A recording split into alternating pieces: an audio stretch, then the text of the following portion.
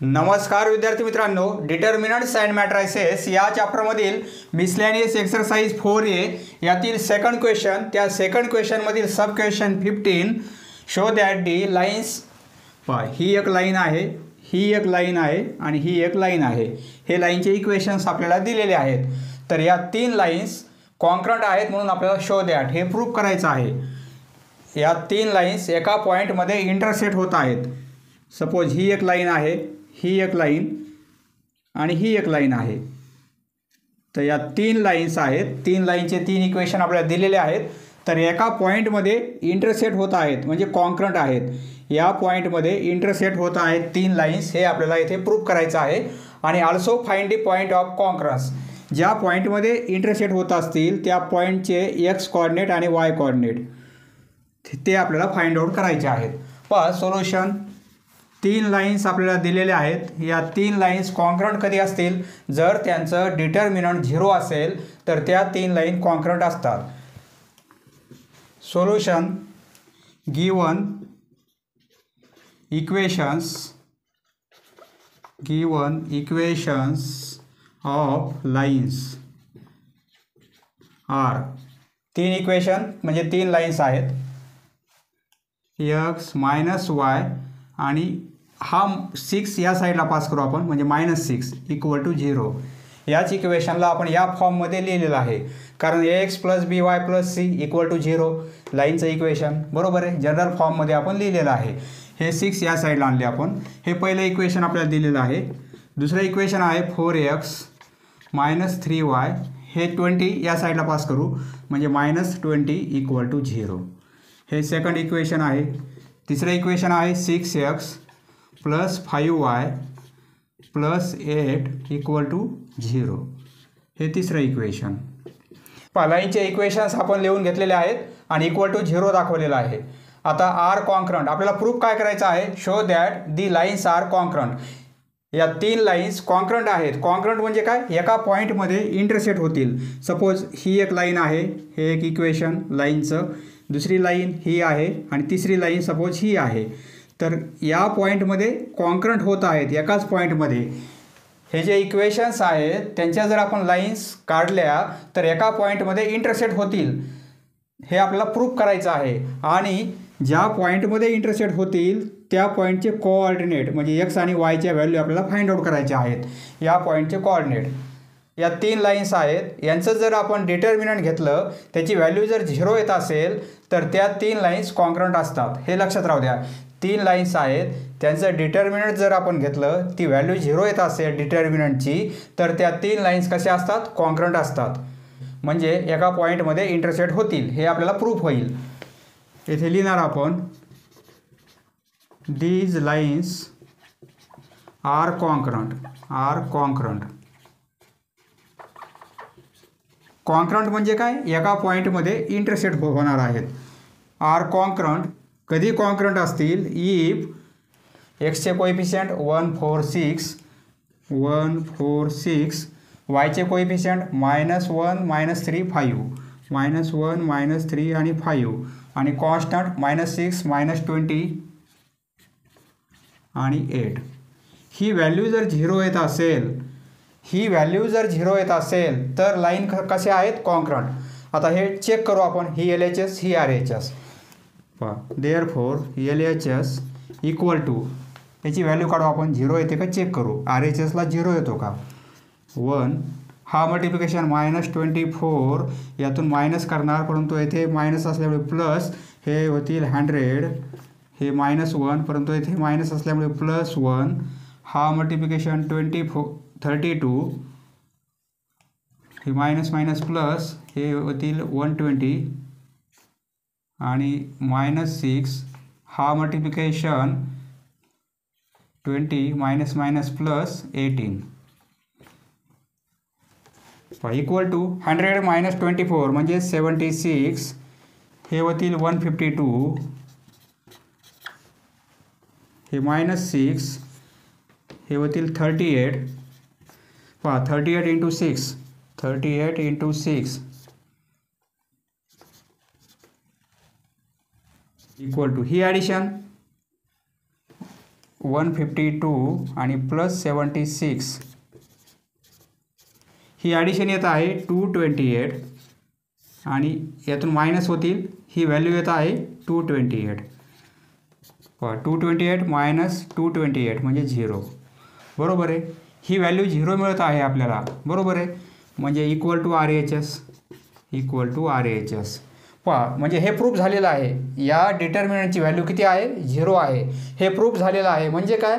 या 3 लाईन्स कॉन्क्रंट आहेत. येथे लिहिणार आपण देअरफॉर लाईन्स आर कॉन्क्रंट. हेच आपल्याला प्रूफ करायचं होतं. Therefore lines are concurrent. त्या 3 लाईन्स एका पॉईंटमध्ये इंटरसेक्ट होत आहेत. कॉन्क्रंट. आता यांचा पॉईंट ऑफ कॉन्क्रन्स म्हणजे हा पॉईंट जो आहे कॉन्क्रन्सी पॉईंट त्याचे आपल्याला कोऑर्डिनेट फाइंड आउट करायचे आहेत. काय करू आपण? हे 3 इक्वेशन्स आहेत. हे 3 इक्वेशन्स आपल्याला क्रेमर्स रूलने पण सॉल्व करता येतील. एक्स आणि वायच्या व्हॅल्यू काढायच्या आहेत. क्रेमर्स रूलने पण काढता येतील किंवा आपण काय करू? हे कोणतेही 2 इक्वेशन सॉल्व करू. आपण ज्याप्रमाणे इक्वेशन सॉल्व करतो कोइफिशियंट इक्वल करून त्याप्रमाणे आपण सॉल्व करू. हे 2 इक्वेशन किंवा हे 2 इक्वेशन कोणतेही 2 इक्वेशन सॉल्व करा म्हणजे आपल्याला एक्स आणि वायच्या व्हॅल्यू मिळणार आहेत. 5y प्लसमध्ये आहेत. येथे -y आहे. या इक्वेशनला 5 ने मल्टिप्लाय करू आपण म्हणजे येथे काय होईल? -5y येथे +5y. दोघांचे ॲडिशन घेऊन आपल्याला एक्सची व्हॅल्यू काढता येईल. बरोबर आहे. या इक्वेशनला काय करू आपण? 5 ने मल्टिप्लाय करू. मल्टिप्लाय इक्वेशन 1 बाय 5 ने मल्टिप्लाय करू. या इक्वेशन 1ला म्हणजे 5x - 5y होईल. 5x - 5y आणि 5 ने मल्टिप्लाय केलं म्हणजे प्रत्येक टर्मला 5 ने मल्टिप्लाय होईल. -30 होतील. इक्वल टू 0ला 5 ने मल्टिप्लाय केलं 0च होईल. हे आपलं 4th इक्वेशन. आता हे इक्वेशन यावरून हे इक्वेशन आलेलं आहे. बरोबर आहे. म्हणजे या इक्वेशनचा विचार करणार आपण 4th इक्वेशन आणि येथे 5y मायनसमध्ये आहेत येथे प्लसमध्ये आहेत याचा विचार करू आपण. कोणतेही 2 इक्वेशन सॉल्व करून एक्स आणि वायच्या व्हॅल्यू काढता येतील किंवा क्रेमर्स रूलने पण काढता येतील. आता काय करू आपण? इक्वेशन 3 आणि 4 दोघांचे ॲडिशन घेऊ. येथे लिहिणार adding equation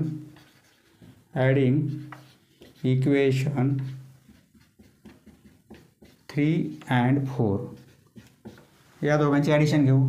6x + 5y + 8 equal to 0. 3 नंबरचं इक्वेशन. 4th नंबरचं equation 5x - 5y - 30 equal to 0. Addition करायचे आहे. साईन चेंज करायची गरज नाही. हे प्लस आहेत हे मायनस आहेत हे कॅन्सल होतील. 5y - 5y कॅन्सल होतील. 5x आणि 6x म्हणजे 11x. 30मधून 8 गेले म्हणजे -22 equal to 0. Therefore 11x equal to +22. बरोबर आहे. देअरफॉर x इक्वल टू 22ला 11ने डिवाइड केलं तर 2. एक्सची व्हॅल्यू 2 मिळेल आपल्याला. पहा एक्सची व्हॅल्यू 2 मिळालेली आहे. कोणत्याही एका इक्वेशनमध्ये पुट करू शकता परंतु हे इक्वेशन सोपं आहे. यात पुट करू आपण. Put x equal to 2 put x equal to 2 इन इक्वेशन 1 वी गेट. आपल्याला काय मिळेल? x ऐवजी 2 पुट करायचे म्हणजे 2 - y -6 इक्वल टू 0. यावरून yची व्हॅल्यू मिळेल 2 आणि -6 म्हणजे -4 होतील.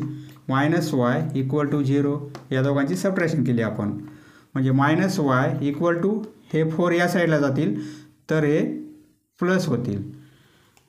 बरोबर आहे. म्हणजे y इक्वल टू काय होईल? हे साईन मायनस या साईडला पास करू म्हणजे -4. yची व्हॅल्यू -4 आणि एक्सची व्हॅल्यू 2. या 3 लाईन्स ज्या पॉईंटमध्ये इंटरसेक्ट होतील त्या पॉईंटचे कोऑर्डिनेट म्हणजे एक्स आणि वायचे व्हॅल्यू काय असतील? एक्सची व्हॅल्यू 2 आणि वायची value -4. Find the point of concurrence. Therefore point of कॉन्क्रन्स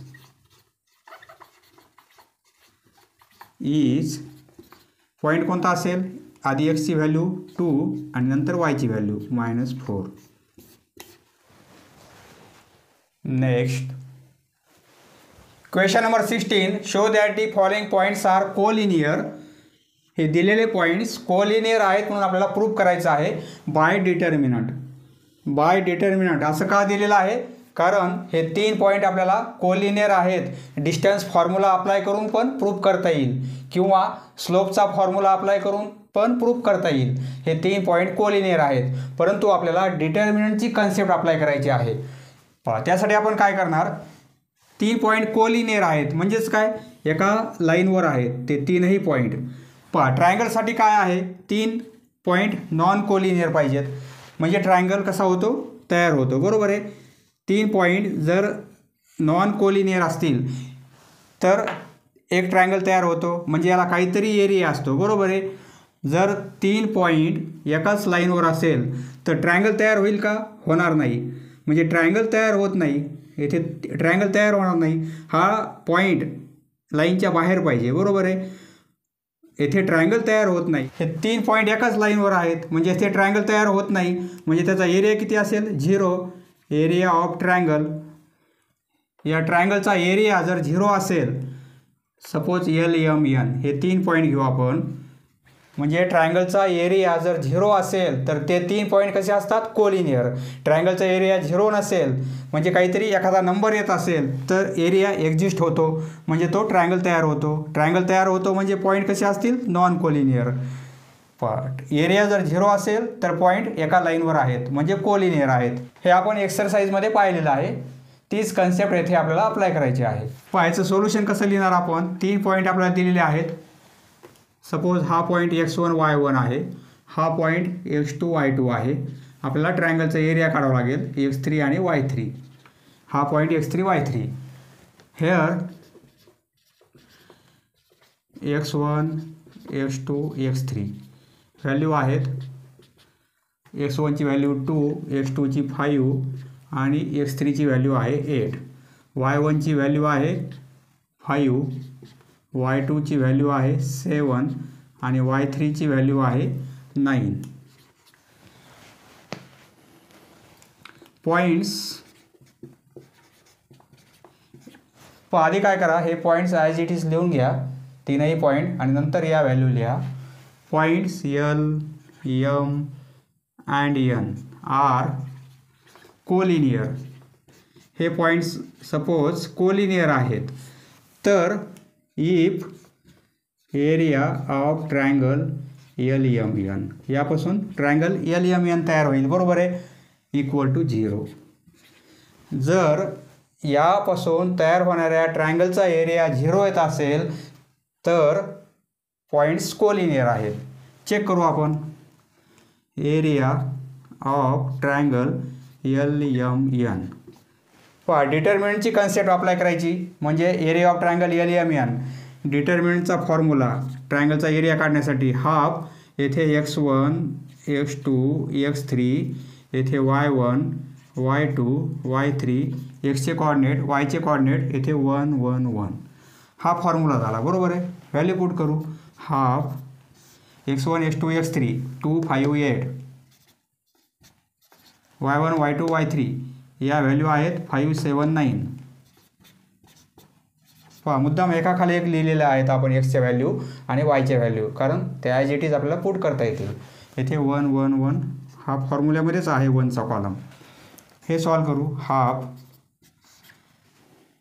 2ने multiply करणार 7 -9 होतील आणि नंतर -5, हा मल्टिप्लिकेशन 5 -8 नंतर +1, हा मल्टिप्लिकेशन 45 आणि यातून मायनस करणार 56. सॉल्व करू. हाफ 7 -9 म्हणजे -2 होतील. -2 × 2 म्हणजे -4 होतील. 5 -8 -3 होतील. -3 × -5 म्हणजे +15 होतील. 45 - 56 म्हणजे -11 होतील. हाफ -4 -11 हे किती होतील, -15 होतील आणि +15 म्हणजे या ब्रॅकेटची व्हॅल्यू काय मिळेल 0 मिळेल. 0 × हाफ म्हणजे काय 0. पहा या ट्रायंगलचा एरिया आपल्याला 0 मिळालेला आहे. LMN are collinear if area of triangle LMN = 0. या ट्रायंगलचा एरिया 0 मिळालेला आहे म्हणजेच काय हे 3 पॉईंट कसे आहेत कोलिनियर आहेत, एकाच लाईनवर आहेत. Therefore points L, M, N are collinear. Hence proved. Next sub question B हे 3 पॉईंट कोलिनियर आहेत म्हणून आपल्याला प्रूव्ह करायचं आहे. हा पॉईंट x1 y1, हा पॉईंट x2 y2 आणि हा पॉईंट x3 y3. सोल्युशन पहा दिलेले पॉईंट ॲज इट इज लिहून घ्या. P पॉईंट, Q पॉईंट आणि R पॉईंट. नंतर लिहा हेअर x1, x2 आणि x3 = x1ची व्हॅल्यू 5, x2ची 1 आणि 11. 5, 1 आणि 11. y1, y2, y3. y1ची व्हॅल्यू 1, y2ची व्हॅल्यू -1, y3ची 4. येथे लिहिणार आपण points PQR, points PQR are collinear